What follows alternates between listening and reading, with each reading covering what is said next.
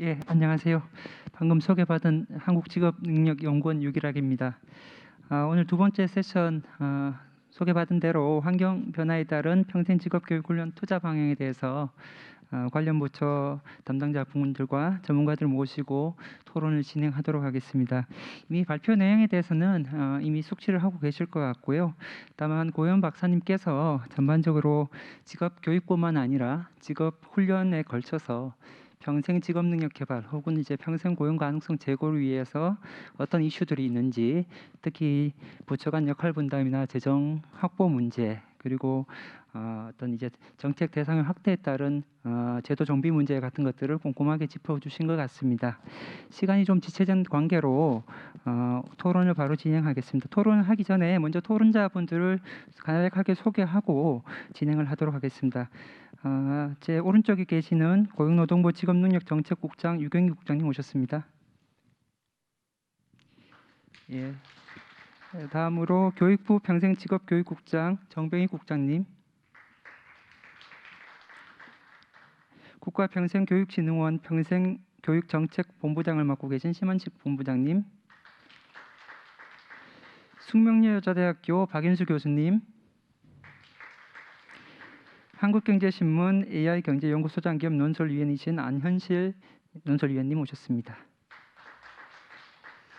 예, 그러면 발표 자료집에 있는 순서대로 유경희 국장님께서 먼저 토론해 주시겠습니다. 토론은 각 10분당 진행해 주시고 이후에 질의응답과 발표자의 답변이 있도록 하겠습니다. 네, 고용노동부 직업능력정책국장입니다. 보통 토론에 오면은 공무원들은 뒤쪽으로 빼고 보면은 뭐 위에 전문가분들이 열심히 이야기하시면은 그걸 좀 컨닝을 해서 마무리 정리하는 형태로 이렇게 하는데, 오늘은 조금 달리 이제 공무원들을 앞으로 세워서 이건 뭐 컨닝도 못하게 하네요. 그래서 제가 뭐 이 부분의 전문가도 아닌데 이 교육 재정과 관련된 부분은 사실 상당히 그 생경한 부분입니다. 이제 직업 능력 정책과 관련된 부분이 같이 연계되어 있기 때문에 그 부분에 대해서는 뭐 제가 좀 이야기할 수 있겠습니다만은, 교육 재정과 관련된 부분은 제가 뭔가 말씀을 드릴 게 좀 역량이 안 돼서 그 부분은 좀 제하고 하는데, 또 이 토론장이 세상이 참 많이 바뀌는구나 하는 생각이 드는 게, 판이 앞에 이게 책상도 없고 옆으로 이렇게 있어서 45도 사선각도로 이렇게 컨닝을 하면서 이야기해야 될 것 같아서 참 세상이 많이 바뀌었다 이런 생각을 좀 해봅니다. 아마 세상이 바뀌는 것과 마찬가지로 직업 세계에 있어서도의 변화는 뭐 아마 세상 바뀌는 만큼의 이상의 속도로 바뀌고 있지 않느냐. 달리 이야기한다면은 직업 세계와 관련된 부분에 있어서의 훈련 수요나 아니면은 교육 수요에 있어서도 정말 엄청난 그 멘틀의 지각 변동이 일어나고 있는 그런 어떤 변혁기다 이렇게 보여지고요. 결국 그러면은 그 멘틀 위에 아니면은 지각 위에 움직이는 사람은 기존의 평형 감각으로는 그 뭐 쓰러질 수밖에 없는 구조고, 평형 감각을 새롭게 찾기 위한 과정에서는 적응의 문제가 있을 수밖에 없죠.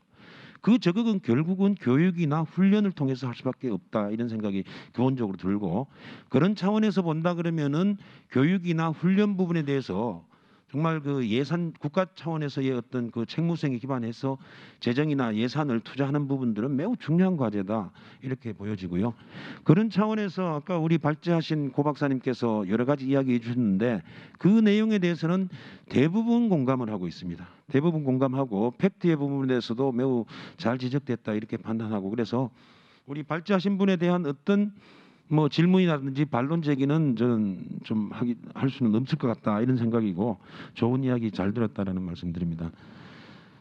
사실 이렇게 보면은 대학 교육이 대학에서의 아니면 대학뿐만 아니라 정규 교육 과정을 통한 인력의 양성이나 인격체의 양성, 뭐 완성, 뭐 이런 측면도 있고, 그다음에 훈련 차원에서 현장 차원에서 직업과 관련된 여러 가지 직무 능력을 개발한다든지 아니면 양성한다든지 유지한다든지 하는 어떤 교육들이 두 가지가 있는데, 양성적 차원에서 산업 현장 차원에서 본다면은 교육 과정에서 매우 체계적인 어떤 그 인력 수급차에 대한 고도의 분석력을 통해서 적정하게 산업 현장에서 필요한 인력들을 고등학교 또는 대학 단계에서 잘 마련해서 그때그때 필요한 변화에 맞게 인력을 공급한다면은 훈련은 아마 역할이 그렇게 크진 않을 것 같습니다. 근데 교육 쪽에서 충분하게 공급하지 못한다면은 어쨌든 현장에서는 인력이 필요한데 대학에서 양성되는 인력이 없기 때문에 그 부분에 대해서는 현장 단위에서의 인력 양성이 필요한 거죠. 그 현장 단위에서의 인력 양성을 아마 이제 저희 직업 능력 개발 쪽에서 담당을 하고 있고 그 담당을 공공훈련기관이나 또는 민간훈련기관에서 같이 역할 분담해서 민관 협치로 운영되는 것이 기본적인 우리나라의 훈련 체계고 그 수단으로서 가장 중요한 재원은 마침 저희들이 95년도에 마련된 고용보험 제도가 있고 거기에 직업 능력 개발 그다음에 고용 안정 개정이 같이 있기 때문에 이 부분을 가지고 적절하게 활용해 오는 그런 상태인데 현재는 국민 평생 직업 능력 개발로 이렇게 이제 기본적인 방향이 설정이 됐기 때문에 이 방향 하에서 기존의 이 고용보험 재정으로 이 부분을 다 커버할 수 있느냐? 기본적으로 불가능하다 이런 생각이 좀 들고요. 그다음에 이제 이 어쨌든 사회보험입니다. 사회보험은 낸 사람들이 분명히 있고 그 사람들 중심으로 일단 운영이 될 수밖에 없는 구조인데 기여하지 않은 사람들한테 많은 이익이 가도록 이렇게 구성하기는 사실은 좀 어렵습니다. 일정 부분 뭐 같이 결합할 수는 있겠습니다만은 기본적으로 보험의 원리에 좀 맞지 않는 부분이 있기 때문에 결국 그 부분은 일반 회계 부분에서 보충을 할 수밖에 없고 현재 고령화 문제나 아니면은 현재의 지각 변동 하에서는 이 취약계층에 대한 훈련 수요나 이런 부분들을 감당하기 위해서는 현재보다는 훨씬 더 많은 고용보험보다는 일반 회계 예산 지원이 필요하다.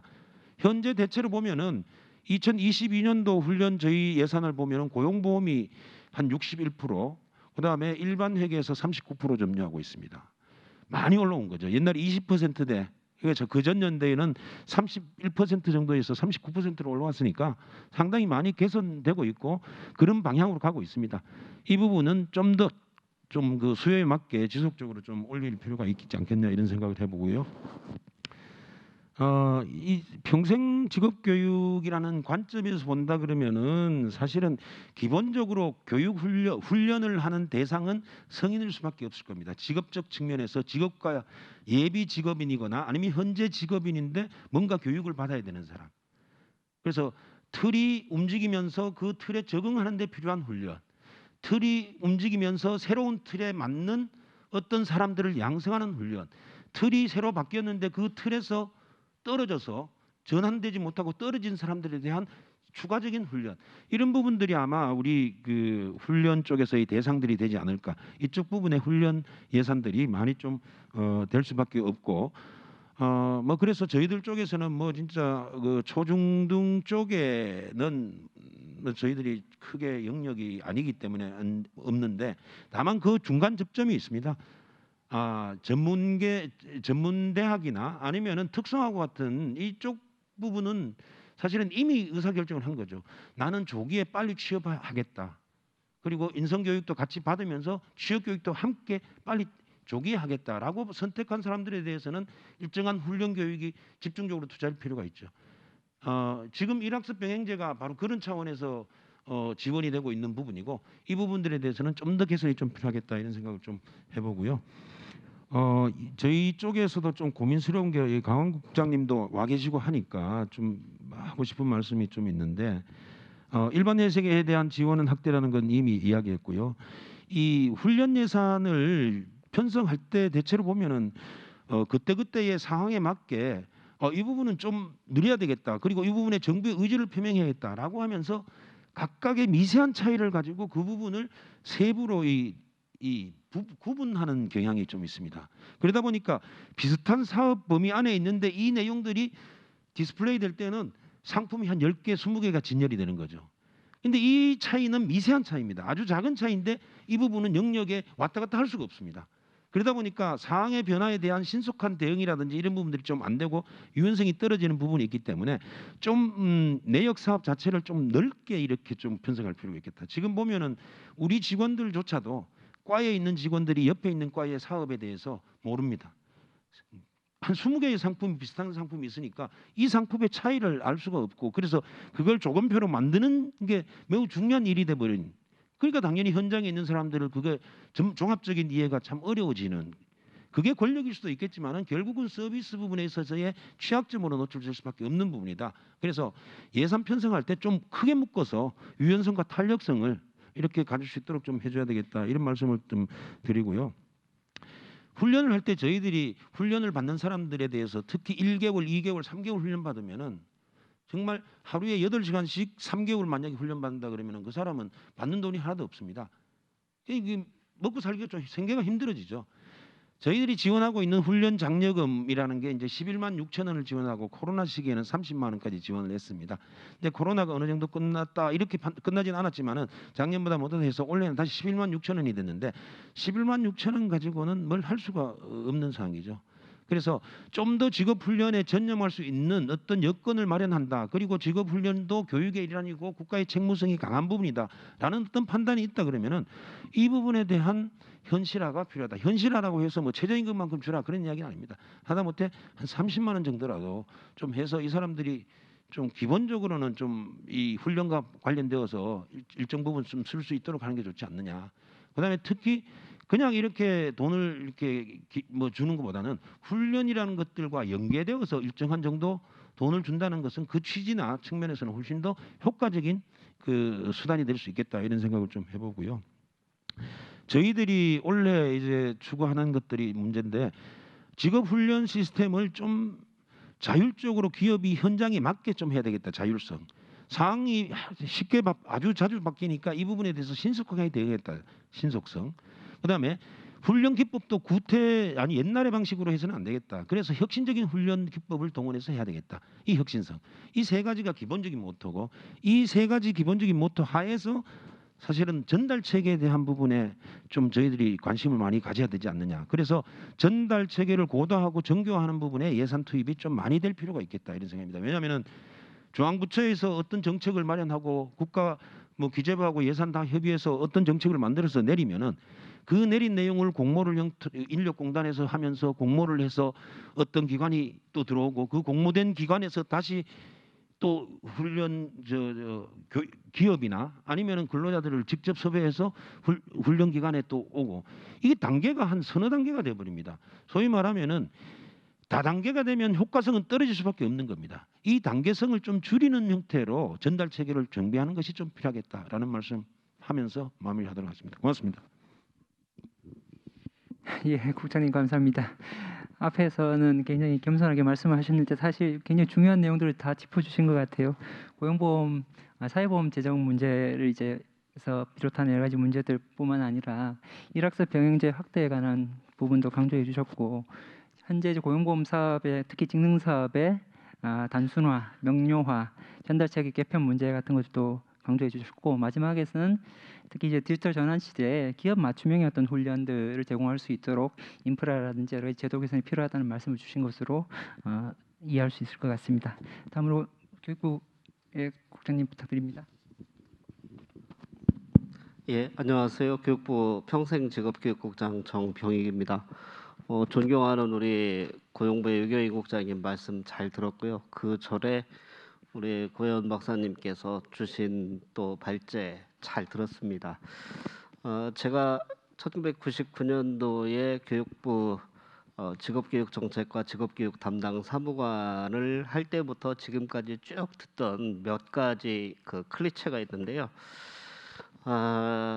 산업 구조가 변하고 있으니 인력 양성 기능에서 직업 교육이나 직업 훈련 부분이 그 산업 구조의 변화에 맞게 맞는 인력을 제대로 양성해 주는 것이 매우 중요하다. 그리고 학생들이 그런 진로를 설계할 때 있어 가지고 국가나 지자체가 또는 학교가 적실하게 그 사람들의 소재를 찾게 해줘서 조기에 인플레이스먼트하게 해주자라고 하는 얘기는 10년 전에도 들었고 20년 전에도 들었고 제가 직업교육 담당 사무관을 하던 99년에도 들었습니다.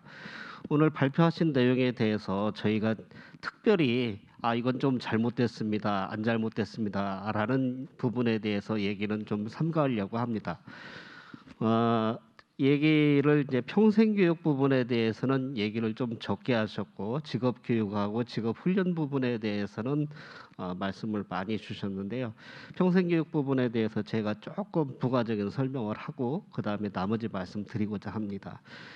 평생교육을 흔히 이제 성인교육의 영역으로 봅니다. 그래서 정규 교육과정을 마치신 분들이 점점점 나이가 들면서 연세가 많아지심에 따라서 필요한 재취업 교육이라든가 다시 직업으로 들어가기 위한 교육이라든가 또는 교양 교육이라든가 여러 가지 기능이 있습니다. 아시는 것처럼 저희가 55세에서 60세에 은퇴를 하고 나면 뭐 대학 교수님은 65세에 은퇴하시지만 돌아가시기까지 85세, 86세까지 계속 살으셔야 되니까 경제 활동을 해야 되는 경우도 있고 노후가 잘 준비되신 분들은 그렇지 않을 수도 있는데 이 평생교육 기능은 중요한 두 가지 기능이 있습니다. 저희 어머니 아버지가 85세이신데 우리 어머니 아버지는 중요한 생산을 하시지 않거든요. 그랬는데 노인네니까 사회에 기여하는 바가 열심히 일해서 세금 내는 사람들에 비해서는 굉장히 적습니다. 그러면은 소셜 리턴 부분에 있어서 적게 활동하시는 분들에 대해서는 그러면 평생교육을 제공하지 않아도 되는 거냐? 서예 활동을 한다든가 아니면 풍수지리를 한다든가 사주팔자를 공부하는데 도움을 주는 것은 그건 낭비인가?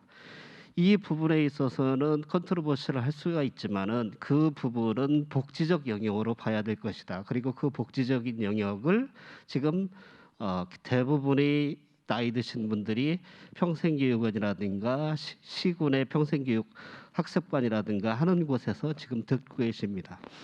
두 번째 부분은 나이가 적당히 드신 분들이 지금 하고 있는 일과 관련해서 어떤 일을 더 잘하기 위해서 배우고 싶은 의지가 강하신 분들이 있습니다. 그 분들이 가장 최근의 기술, 중요한 기술들을 정규 학제대에서 들어가서 공부하시고 싶은 분들이 계세요. 그래서 그런 분들을 위해서 지금 전문대학이나 대학에서 성인 학습자를 위한 학위과정, 전문학사 과정들을 이미 기운영을 하고 있고 굉장히 열심히 하고 있습니다. 가령 예를 들면 순천대학교 조경학과의 경우에는 학생들이 전부 성인 학습자만 합니다. 순천은 원래 조경원회가 발달했기 때문에 거기에서 조경업, 원예업을 하시는 분들이 굉장히 많은데 그분들이 한 30, 40이 돼서 다시 학사학위를 받고 석사학위를 받고 또 그것에 힘입어서 박사를 하십니다. 그러니까 실무적으로는 교수님보다 더 능하신 분들이 더 능한 얘기들을 더 배우고 싶어가지고 그렇게 오시는 거죠. 그래서 평생교육에 있어서의 두 가지 중요한 기능이 나이 드신 분들에 위한 교양교육과 직업 능력을 더 향상시키기 위한 두 가지 교육으로 크게 대별된다라고 한다면 노인 양반들을 위한 것들은 우리가 잘 아시는 것처럼 헤크만의 소셜 리턴 그래프에서 보듯이 어릴수록 소셜 리턴이 많다. 그래서 유아교육에 1,000원 쓰면 이 사람이 평생에 걸쳐서 사회에다가 환원하는 소셜 리턴이 현재 가치로 따져서 12배에 이른다.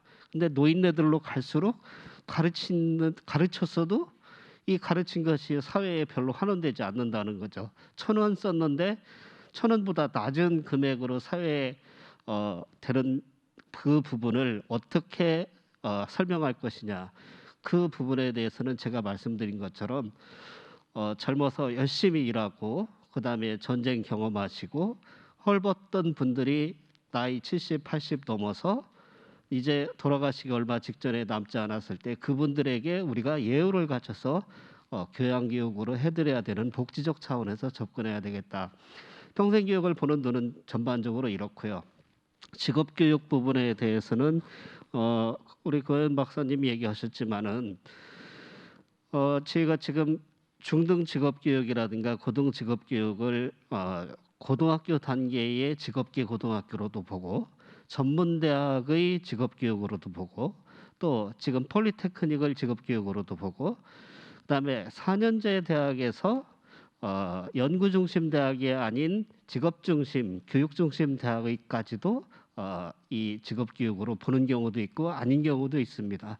어쨌든지 간에 직업교육이라고 하는 것은 기본적으로 세금을 내는 사람을 만들기 위한 교육입니다. 그러니까 세금 받아가지고 쓰는 것이 아니고 이 사람들이 직업교육을 다 제대로 받고 나면 취업을 해서 거기에서 소득을 받아가지고 소득세를 내고 사회에 기여하는 바가 크게 만들려고 하는 교육이기 때문에 굉장히 중요하죠.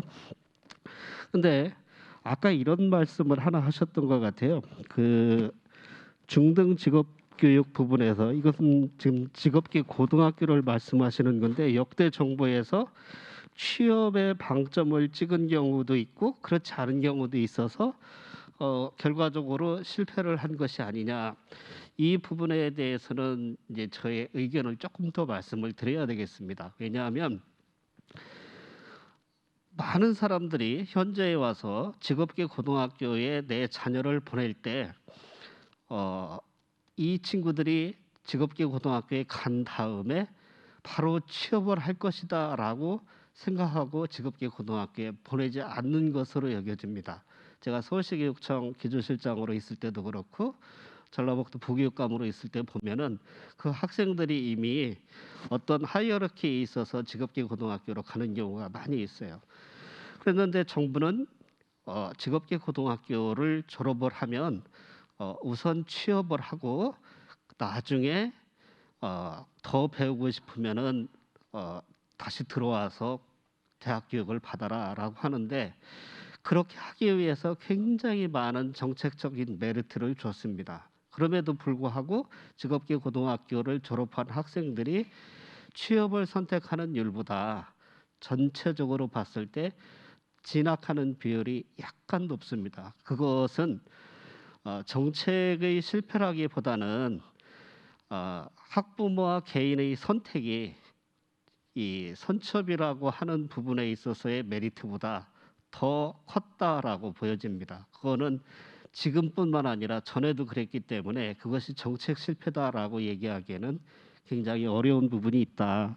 그리고 그 개인의 선택과 학부모의 선택을 그러면은 국가가 아니면 정부가 이기는 것이 능사이냐 그 부분에 대해서는 여러 가지 판단 부분이 있기 때문에 제가 그것이 옳다 그르다라는 말씀은 드리지 않겠습니다. 그것이 미묘한 영역이다 이 부분에 말씀을 드리고요. 중등직업교육과 고등직업교육 부분 두 군데 모두 바로 산업구조 변화와 인구구조 변화에 따라서 새로운 그런 인력을 양성하기 위한 그런 노력들을 굉장히 많이 기울이고 있습니다. 그래서 직업 교육 부분에도 직업 교육 혁신지구를 사업을 통해서 만약 전주라고 한다면 전주에서 고등학교를 졸업한 인력을 바로 수용되는 기업들이 힘을 합쳐서 우리한테 이런 기능 인력이 필요하니 이 사람들의 가르쳐 주시오라고 하는 요구를 제시를 하고 그것을 수용하고 그런 부분들을 더 잘하기 위해서 기업에서도 돈을 내고 정부에서도 돈을 내는 그런 형태. 이 형태는 지금 직업계 고등학교에서도 있고 전문대학에서도 있고 역시 일반 대학에서도 있다. 그래서 그런 능력을 향상시켜가는 부분들에 있어서는 정부 역할이 더 중요하고 저희들도 더 열심히 해야 되겠다라는 말씀을 드립니다. 마지막으로 한 가지 더 말씀을 드리면 이제 고현 박사님께서는 간단하게 언급하고 이제 지나가셨는데 지난해에 고용부 법도 바뀌고 교육부 소관법도 바뀌어서 교육부 것만 말씀을 드리면은 평생교육 바우처라고 하는 제도가 있습니다. 그 동안에는 평생교육 바우처라고 하는 것이 아주 소수의 불우한 처지에 있는 분들만을 대상으로 해서 평생교육 바우처 지원을 통해서 평생교육을 받은 경우에 그 일정 부분의 돈을 국가가 지원하도록 하는 것이었는데 원칙적으로 올해부터는 모든 국민이 평생교육을 받으면 평생교육 받은 부분에 있어서 국가가 지원을 하는 시스템으로 바뀌게 됩니다. 근데 물론 재원이 없죠.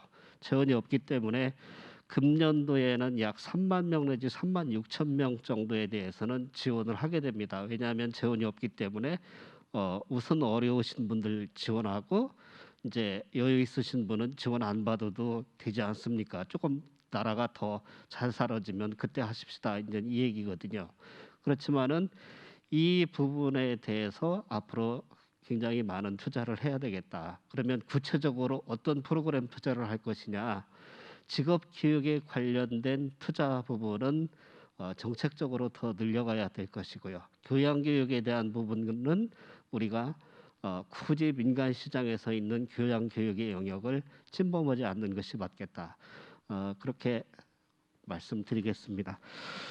두서없지만은 이렇게 말씀드리고요. 좋은 기회 주신 우리 KDI 감사드립니다. 감사합니다. 예,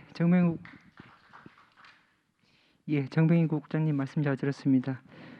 성인 교육의 의미를 교양 혹은 이제 사회 안전망으로서의 역할과 직업 능력 제고에 관한 관점에서 말씀을 해주셨고, 직업 계고에 관련 이제 과거 정부의 정책에 있어서 고졸 취업과 혹은 이제 고등교육 진학에 관한 부분들에 대해서 좀 다시 한번 이제 짚어볼 필요가 있겠다는 말씀을 해주셨습니다. 마지막으로는 평생교육 바우처 사업을 통해서 모든 국민에 대한 이제 평생교육 지원이 확대되는 추세에 있다라는 점을 강조해 주신 것 같습니다.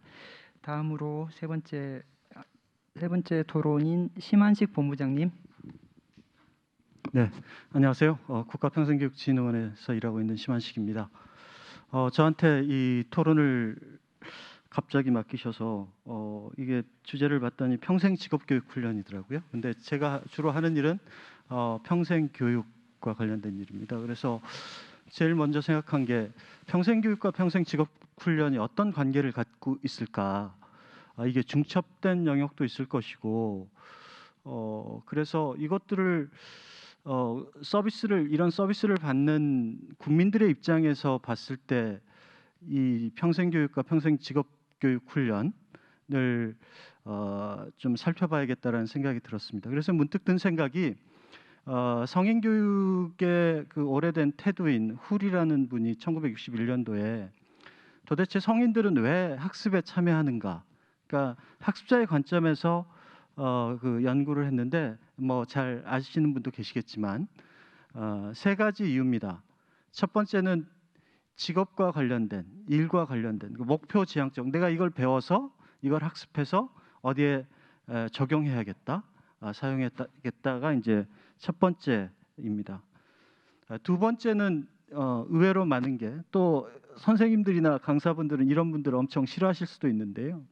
교육의 장면 또 학습의 장면에 참여하실 때 다른 사람들과 만나기 위해서 참여하는 분들이 의외로 많습니다. 그러면 이제 뭐 수업 분위기를 흐릴 수도 있고 뭐 그렇게 생각할 수도 있지만, 근데 사실은 이게 굉장히 중요한 학습 동기입니다. 그리고 현대를 살아가는 우리 성인들에게는 이 두 번째 활동 지향적 학습자를 지원하는 것이 어떻게 보면 목표 지향적 학습자를 지원하는 것만큼이나 중요하다고 저는 개인적으로 생각하고 있습니다. 그 이유는 좀 이따 말씀드리겠습니다. 세 번째는 이제 학습 지향적 학습자입니다. 배우는 것 그 자체가 좋아서 학습에 참여하시는 분들이 있습니다. 그래서 이런 세 가지 목적을 봤을 때 평생교육은 이 세 가지 모두의 학습자들을 포용하고 그들에게 교육과 학습 서비스를 제공하는 역할을 하는 것이고, 평생 직업교육훈련은 목표 지향적 학습자를 중심으로 해서 그 목표에 도달하도록 직업 세계와 관련해서 지원하는 것이라고 저는 이해를 했습니다. 법에서도 평생교육법에 6대 영역이 있는데요. 아까 그 발제자도 제시하셨습니다만은 기초문해교육, 학력보완교육, 그리고 직업능력교육, 문화예술교육, 인문교양교육, 시민참여교육이 있습니다. 이 6대 영역 중에 하나가 이제 직업능력교육인데요. 문해교육과 관련돼서는 우리나라는 그 문해율이 굉장히 높다고 여러분들 생각하시고 주위에 비문해자가 없으리라고 생각하시는데, 작년에 조사한 결과를 보시면 읽고 쓰는 능력이 부족한 1단계 문해 1단계에 계시는 분이 우리가 조사로 추정해 보건데 200만 명이 됩니다. 굉장히 많은 수의 분들이 문해 교육을 필요로 하고 있고요. 학력 보완 교육은 저희가 지금 좀 전에 정 국장님 말씀하셨는데 바우처를 통해서 우리가 그 소득분 65%까지 지원을 했는데 그분들에게 어느 분야에 가장 많이 이 바우처를 사용하셨나 봤더니 약 27%가 이 학력 보완 교육에 쓰셨습니다. 다른 뭐 문화예술 교육이나 인문교양 교육, 시민참여 교육 모두 사회가 필요로 하는 영역이고 중요한 영역이라고 생각합니다. 평생 직업 교육 훈련은 이 세 번째 지금 말씀드린 직업 능력 교육과 밀접히 연관되어 있다는 생각을 하고 있고요. 제가 이 바우처 사업을 맡고 있는데 바우처 사업, 평생교육 바우처도 그 직업 훈련에 유용하게 쓰셔서 뭐 70대 할머니께서 인터넷을 통해서 창업을 하는 과정을 수강하시고 창업하신 경우들도 있고 하는 경우를 보면서 보람을 느끼고 있습니다. 이제 제가 좀 활동지향적 학습에 대해서 좀 말씀드리고 싶습니다. 작년에 그 OECD의 교육연구소에서 발표한 자료 그래프를 보고 제가 깜짝 놀랐는데요. 각 세대별로 물어봤습니다. 당신이 필요할 때 당신을 도와줄 수 있는 친구나 친척이 당신 주위에 있느냐라고 OECD 국가의 성인들을 대상으로 물어봤는데요.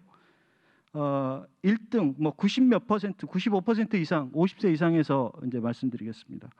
95% 이상이 나는 그런 사람이 있다라고 대답한 나라가 이제 1등인데요. 아이슬란드입니다. 2등은 아일랜드, 뉴질랜드, 덴마크, 뭐 영국 등등입니다. 우리가 얘기하는 그 서구 국가들이죠. 저희 뭐 예상하시겠지만 우리나라가 맨 꼴찌입니다. 근데 우리나라가 맨 꼴찌인데 우리나라보다 바로 위에 있는 나라가 그리스예요. 그리스는 70% 중반의 사람이 나는 내가 도움이 필요하면 도와줄 사람이 있다라고 얘기를 했습니다. 우리나라의 50세 이상의 성인이 당신을 도와줄 수 있는 사람이 있느냐라고 물어봤을 때 그렇다라고 답한 사람은 62% 내외입니다. 약 40%의 사람은 우리 성인의 40% 사람은 굉장히 외로운 상태에 처해 있습니다. 그 미국의 하버드 대학교에서 행복을 연구한 곳에서 뭐 종단 연구를 했다고 하죠. 초기에 그 작고한 케네디 대통령도 그 연구에 포함됐다고 하더라고요. 보스턴 지역에. 그 사람들이 80세가 됐을 때 물어봤습니다. 돌아봤습니다. 여기서 어떤 사람들이 가장 행복할까? 그랬더니 그 사람들이 50대에 인간관계가 좋았던 사람들이 가장 행복했습니다. 결국은 우리가 고령화 사회로 접어들어가면서 우리 사회의 중요한 문제가 어떻게 사람들을 건강하고 행복하게 유지시켜 나갈 것인가라는 것이라고 저는 생각하는데요. 외로움을 극복하게 해주는 것. 근데 그 성인 발달 이론에 보면 노년이 되거나 고령자가 됐을 때 문제는 주변의 사람들이 한 명씩 떠나가는 겁니다. 자기의 관계들이 계속 사라져 버리는 거죠. 그래서 그 관계들을 회복하고 새롭게 만들어주고 구축해야 될 거 하기 때문에 평생교육이나 평생학습이 기능해야 한다라고 그 교과서에 실린 걸 봤습니다. 그래서 그 사람들의 표현으로는 사회적 호의대를 만들어줘야 된다고 하는데요. 그런 사회적 호의대를 만들어줄 수 있는 기능으로서 중요한 것이 저는 이 평생교육이라고 생각합니다. 서로의 관심과 또 세대 간의 관심들 또 관심이 같은 사람들이 모여서 새로운 걸 추구하고 배우고 학습하고 우리가 그 평생교육이라고 하면 누군가는 가르치고 누군가는 배우는 것이라고 생각하지만 거기에 더해서 학습 동아리라든가 이런 서로 가르치고 배우는 것 그리고 지금 디지털 전환 시대에서의 교육의 모습은 과거에 가르치고 배우는 사람이 일대다였다고 하면 이제는 다대다해 가르치는 사람도 많아지고 배우는 사람도 많아져서 그것이 배우는 사람들이 네트워크를 통해서 선택하는 그런 사회로 전환되고 있는데요. 그렇게 본다면 우리가 그 새로운 사회적 호의대를 이 평생교육을 통해서 제공해 줄 수 있지 않을까라는 생각을 가지고 있습니다. 두 번째 제가 평생교육이 왜 필요할까 물론 뭐 시대가 뭐 급격하게 전환되고 뭐 해서 그걸 따라잡기 위해서 직업 교육해야 되고 그거 저 100% 동의합니다. 근데 제가 요즘 오랫동안 제 개인적으로 필요하다고 왜 우리가 교육을 해야 될까라는 거는 그 아까 처음에 말씀드렸던 동기 중에 학습지향적 학습자를 위해서 또는 학습지향적 학습자를 만들어내기 위해서 필요하다고 생각합니다. 이렇게 말씀드려 볼게요. 우리나라가 2020년에 65세 이상 치매 환자가 83만 8천 명이 발병을 했다고 합니다. 이 수는 그 인구의 10.3%입니다. 우리는 10명 중에 1명은 치매에 걸리게 됩니다. 치매는 우리가 어떻게 이제 정부에서도 그래서 보건복지부를 중심으로 해서 치매 진단센터도 만들고 적극적인 그 치료에 관련된 것들을 서비스를 국민에게 제공하고 있는데요. 근데 제가 재미있는 연구들을 한 10몇 년 전부터 봤는데 65세 이상의 그 치매 환자들을 그러면 어떻게 치매 안 걸리게 할 수는 없을까? 그 치매를 연구하시는 분이 이런 걸 쓴 걸 봤습니다. 치매의 약 70%, 60% 정도는 알츠하이머 때문에 오는데 알츠하이머 치매는 적어도 증상이 처음 나타나기 20년에 30년 이전부터 독성 단백이 뇌 조직에 쌓이면서 시작한다고 합니다. 근데 이걸 늦출 수가 있다는 거예요. 그리고 알츠하이머가 걸리더라도 그것이 증상으로 발현되지 않고 정상적으로 생활할 수 있게 하는 방법이 있는데 그것은 인지적 저장분이 많으면 그게 발현되지 않고 정상적으로 생활할 수 있다는 연구 결과들이 나왔고 지금도 나오고 있습니다. 그러면 그걸 인지 예비능이라고 하는데 인지 예비능을 늘릴 수 있는 가장 좋은 방법은 뭐냐? 학습을 하는 겁니다.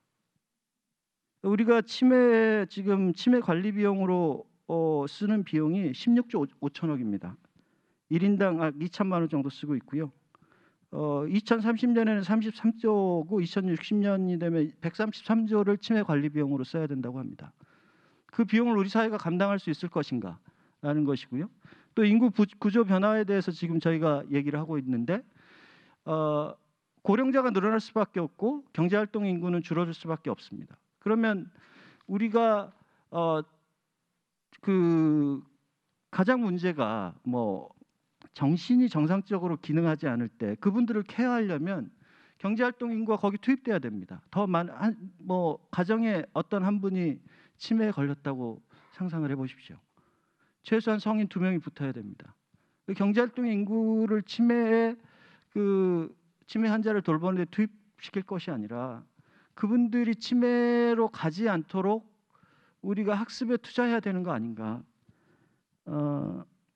라는 측면에서도 저는 그 학습에 대한 평생 학습에 대한 무조건적인 투자 이런 게 좀 있었으면 좋겠습니다. 여기는 직업 훈련에 대한 얘기들도 하지만 근데 그것이 직업 훈련과도 연관이 되어 있는 것이 건강한 정신을 가지고 행복한 성인이 직업 훈련에 투입돼야 됩니다. 그게 기초가 되지 않으면 이 직업 훈련이 정상적으로 작동할 수가 없습니다. 보건적인 측면, 경제적인 측면, 그리고 직업 훈련의 측면 또는 여러 가지 이 측면에서 고령화 사회에서 우리가 또 인구 구조로 겪게 되는 그런 이 상황에서 제 개인적으로는 아까 말씀드린 세 가지 학습 동기 모두를 가진 어떤 분들이든 간에 학습을 할 수 있는 기회를 좀 정부가 전폭적으로 지원했으면 좋겠다는 생각이 들고요. 그리고 고혜영 박사님이 말씀하신 그 개인의 경력 개발 이런 부분에서도 저는 동의합니다. 근데 이제 제 걱정은 세상이 엄청 빨리 발달하고 직업의 세계도 그렇게 급격하게 변화하는데 또 우리가 예기치 못하는 그런 많은 상황들이 발생을 하는데 거기서 우리가 경력 설계를 각 개개인에게 어떻게 그 맞춤형으로 서비스 해줄 것인가. 그런 측면에서도 결국은 이 학습하는 능력, 내가 무엇을 어떻게 해야 될 것인가를 스스로 학습하는 능력을 갖춰주는 것. 그거를 이제 그 뭐 성인교육 그 학계에서는 learning how to learn이라고 그러는데, 그런 능력을 기본적으로 베이스로 깔아줘야 그 사람이 자기 스스로 그런 장면에 들어가서 자기에게 맞는 삶을 설계할 수 있지 않을까라는 생각을 해봤습니다. 이상입니다. 감사합니다.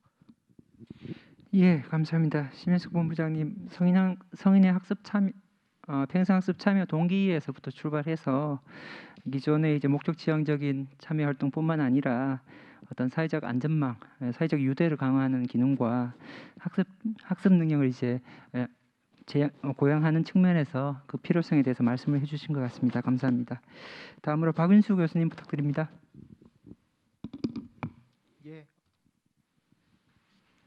숙명여대 박윤수입니다. 지금 여러분들께서 너무 좋은 말씀을 많이 해주셔가지고 저는 좀 짧게 하도록 하겠습니다. 저 고혜원 처음에 발제해주신 고혜원 박사님께서 세 가지 정도 포인트로 정책 방향을 제시해 주셨어요. 하나는 직업 교육이 우리가 산업화 시대 이후에 어떻게 보면 좀 방향성을 상실한 것 같다. 특히 중등 직업 교육이 그래서 노동시장 환경 변화에 맞춰가지고 뭔가 좀 방향을 설정할 필요가 있다라는 그런 말씀을 하나 해주셨고요. 두 번째는 이제 직업 훈련, 성인을 대상으로 한 직업 훈련 쪽으로 가가지고 그간의 직업 훈련은 상당히 청년 고용 문제에 좀 초점을 맞춰가지고 청년 중심으로 이렇게 좀 돌아간 면이 있는데, 요거를 앞으로 우리가 중장년 근로자 또 고용보험 미가입 국민에 대한 그런 지원으로 좀 대상을 좀 넓혀가야겠다라는 그런 말씀을 해주셨습니다. 마지막으로 생애에 걸친 경력 설계 지원하에 직업교육 훈련이 필요하다. 그래서 부처별 사업 간 어떤 연계 이런 것도 중요하다. 이런 세 가지 말씀을 주셨는데요. 저는 뭐 전부 다 동의를 하고요. 이제 각각의 사항에 대해 가지고 제가 조금만 제 의견을 좀 더 추가해서 말씀을 드리도록 하겠습니다. 첫 번째는 이제 중등 직업 교육 문제인데요. 저는 이 중등 직업 교육이 지금 뭐 방향성을 상실하고 있다라는 말씀해 주셨고, 아까 저 교육부 국장님께서는 학부모들과 학생들이 좀 외면하는 면도 있다. 그래서 그 학부모와 학생들의 선택에 의해 가지고 우리가 점점 중등 직업 교육이 좀 이렇게 축소되는 것 같다라는 그런 말씀도 좀 주셨는데, 무엇이 됐건 간에 그런 상황이라면은 우리가 시도 교육청 중심으로 이 중등 직업 교육을 운영하는 것이 과연 합리적인가? 거기에 대해서 좀 생각해 볼 필요가 있다고 생각을 합니다. 그 이유는 이제 두 가지인데요. 하나는 시도교육청 같은 경우에는 기본적으로 선출직 시도교육감이 이제 운영을 합니다. 선출직 시도교육감이니까 당연히 그 유권자의 선호에 민감할 수밖에 없겠죠. 근데 지금 우리나라에 특성화고 실업계 고등학교 재학생 1, 2, 3학년 합치면 대충 한 20만 명 정도 있고요. 일반계고, 이름 자체가 일반계고죠. 지금 일반 고등학교입니다. 그래서 인문계 아카데믹 트랙에 있는 일반고 학생들이 한 100만 명 해서 한 5배 차이가 납니다. 그렇다면은 우리가 선출직으로 운영이 되는 시도 교육감 입장에서는 당연히 그 어떤 재원을 배분함에 있어가지고 특성화고에다가 뭐 어떻게 투자를 더 늘리거나 이러기는 좀 어려운 면이 좀 있겠죠.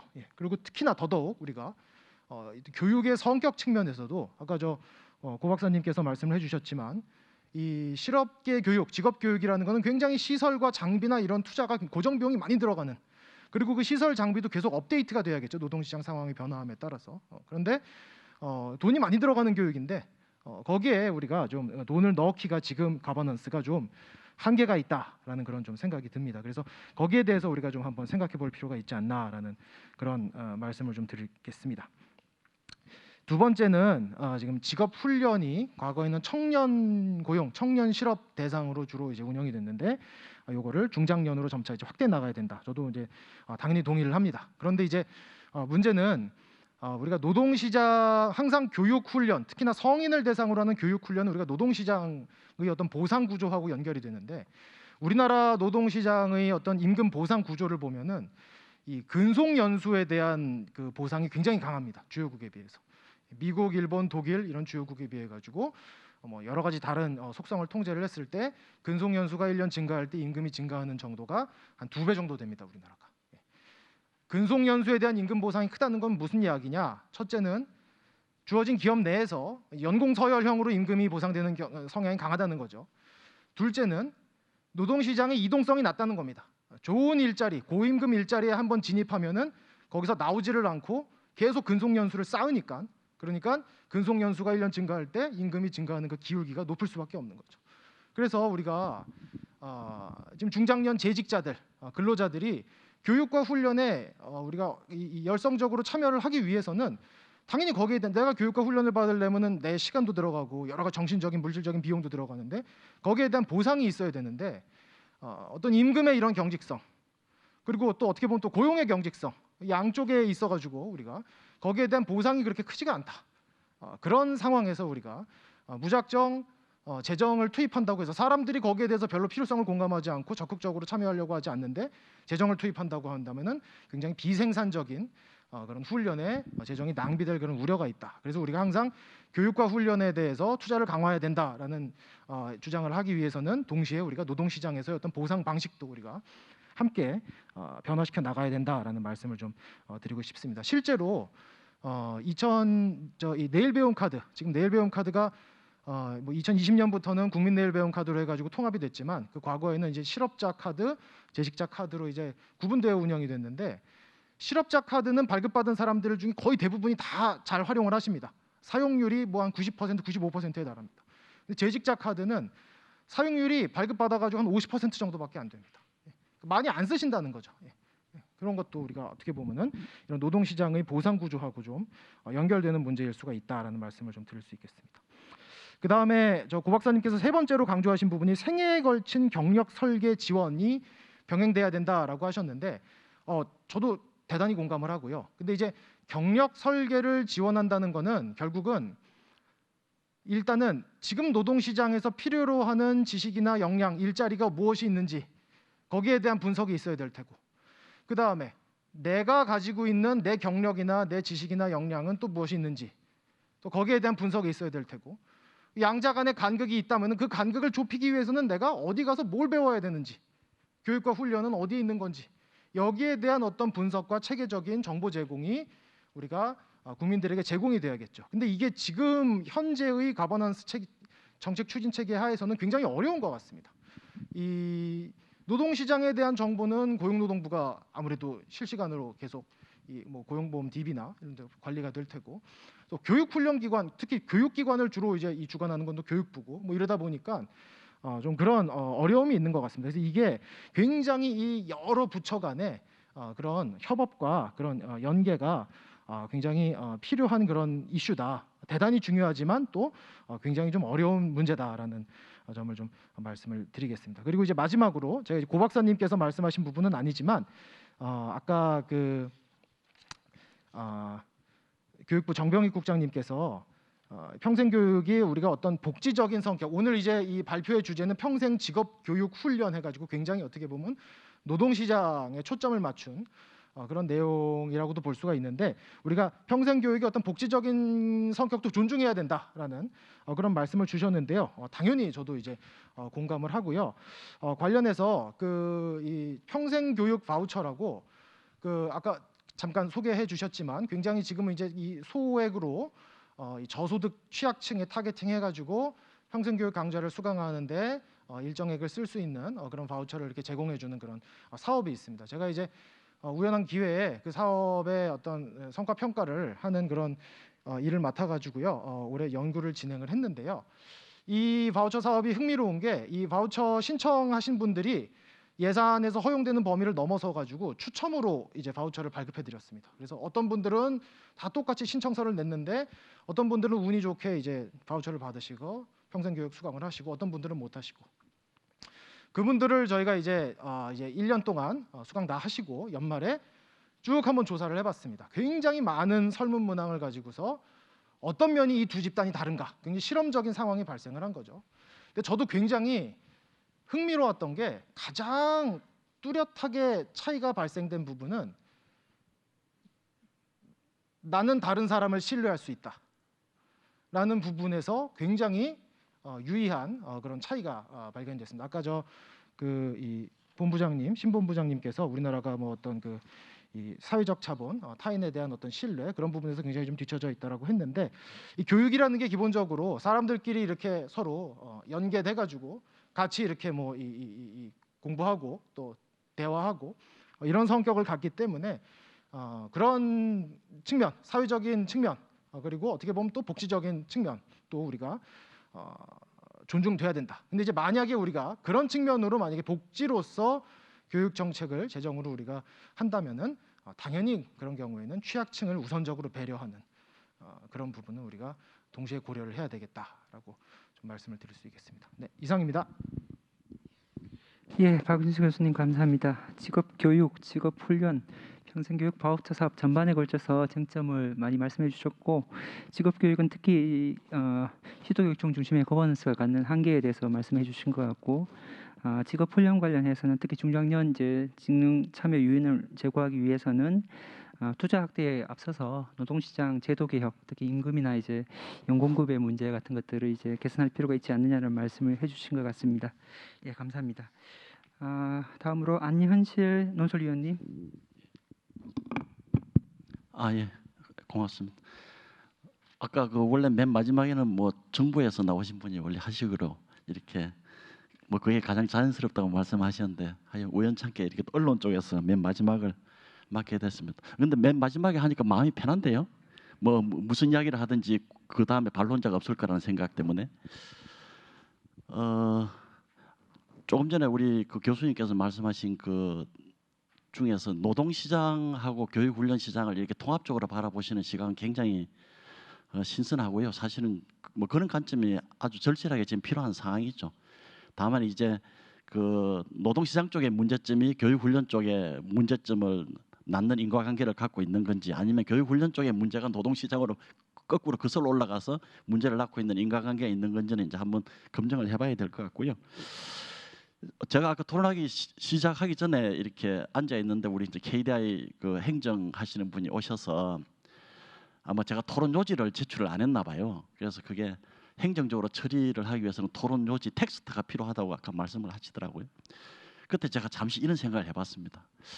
이게 대한민국을 대표하는 최고의 싱크탱크 KDI의 이 규제의 문제인가 아니면 교육의 문제일까? 제가 그 생각을 해봤거든요. 그러니까 이게 어쩌면 요즘 보면 우리가 토론하게 되면 그대로 그냥 텍스트로 바꾸는 그런 기술도 지금 뭐 다 깔려 있는데 왜 굳이 또 막 이렇게 텍스트로 바꿔서 이렇게 제출을 해야 되나? 제가 그 생각을 잠시 해봤고요. 디지털 전환이라는 말을 이렇게 많이 하면서도 우리는 의외로 곳곳에서 이렇게 보면 우리 스스로는 디지털 전환이 굉장히 안 되어 있는 거죠. 18세기 산업혁명이 왜 중국에서 일어나지 않았을까라는 그 니람의 퍼즐을 푸는 학자들이 꽤 있었고요. 그 학자들 중에서는 교육 쪽에서 단서를 영국과 중국의 차이는 교육 쪽에서 발생했다 이렇게 또 풀이를 하는 그런 학자들이 있었습니다. 지금 우리가 어떻게 보면 산업혁명의 뭐 버금가는 대전환을 지금 맞이했다고 스스로 막 이야기를 하고 있는데 사실은 이게 뭐 디지털 전환이든 에너지 전환이든 뭐 일종의 쌍둥이 전환 이야기를 많이 하시지만 그게 과연 기술의 문제로만 봐야 할 것인가? 기본적으로는 교육의 문제라고 이렇게 진단할 수도 있는 거죠. 여러분 한번 생각을 해보시죠. 우리 한국에서 이렇게 한 3천만 명이 훨씬 넘는 저 생산 가능 인구, 그 중에서 경제활동 인구, 뭐 비경제활동 인구를 좀 빼더라도요. 과연 그분들의 어떤 교육 전환 없이 디지털 전환이 가능할까? 에너지 전환이 가능할까? 이렇게 생각을 해보면 사실은 굉장히 그 어떤 큰 어떤 우리가 그 구조적인 문제에 지금 봉착해 있다는 생각이 들죠. 이 역사적으로 보더라도 이런 분들이 계시더라고요. 이 역사를 이렇게 기술과 교육의 경주 레이스로 이렇게 분석하시는 분들이 계시는데 그분들이 이 사이클을 걸어 놓은 걸 보시면 그 교육이 그러니까 기술 발전 속도가 빠르잖아요.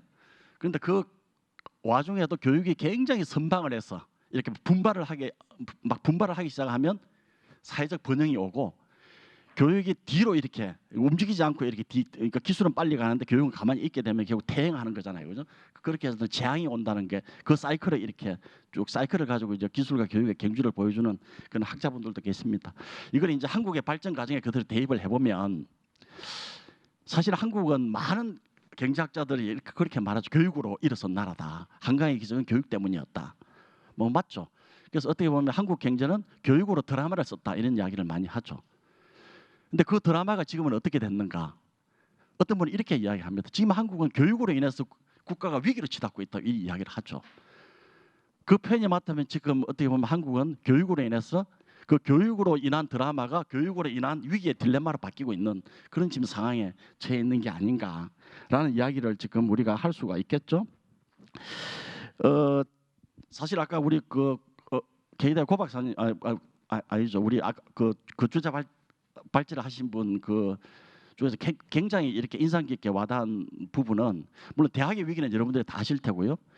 대학 후에 우리의 그 한국 그 국민들의 어떤 그 인적 경쟁이 급격히 저하한다는 아마 그 말씀을 해주셨는데 사실 그 대목이 굉장히 중요한 부분이죠. 우리가 예를 들어서 지금 뭐 80세, 100세까지 이렇게 산다는 걸 전제로 이렇게 해서 보면 그게 결국 개인의 경쟁력, 국가의 경쟁력으로 치환을 해보면 그야말로 가장 어떤 위기의 본질이 아닌가 이런 생각이 들고요.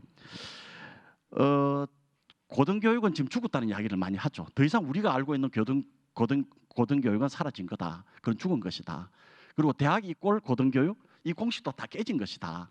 만약 이 부분을 일단 인정하고 들어간다고 한다면 지금 어떤 원천적으로 지금 구조를 새로 설계해야 될 그런 지금 상황에 우리가 와 있는 게 아닌가.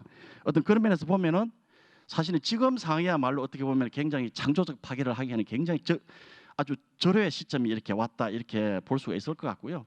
사실 뭐 그 우리 각자를 되돌아보더라도 유치원에서 이렇게 20세 이렇게 초반까지 20대 초반까지의 그런 교육을 가지고 80세, 100세까지 이렇게 견디면서 살아라고 한다는 것 자체가 너무나 가혹한 요구 아닌가 하는 건 여러분들 스스로 다 이렇게 우리가 다 알고 있는 사실이고요.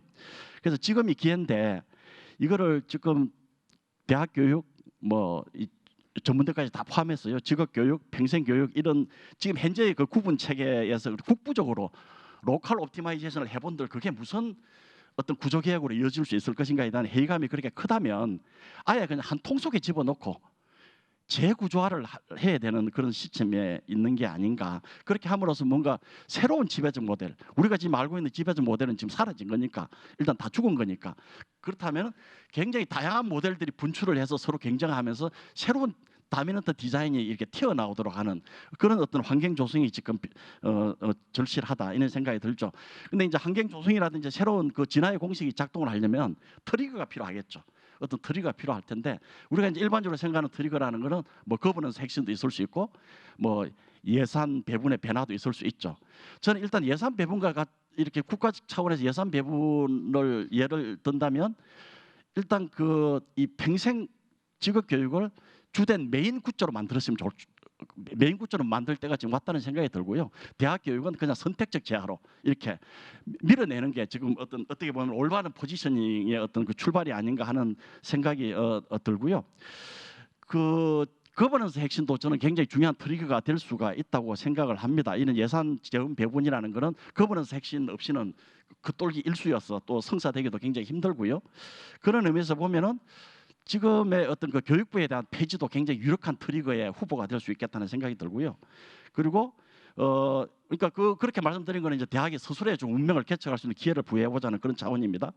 그리고 지금 이 고용노동부 이 부분도 뭔가 지금 과학기술이라든지 산업부와 이렇게 과감하게 통폐합하는 발상도 한번 해볼 만하다. 그런 생각을 이렇게 해봤고요. 마지막으로 제가 드리고 싶은 말씀은 어떤 대선 후보가 이런 구호를 내걸었죠.